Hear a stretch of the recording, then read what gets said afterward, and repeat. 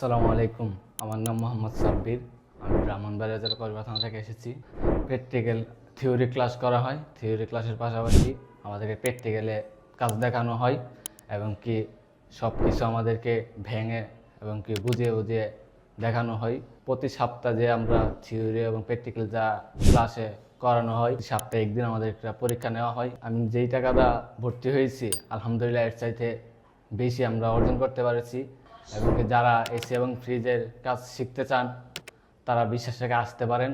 আমরা এসে বিশ্বাস পেয়েছি এবং এই কাজও শিখতে পেরেছি।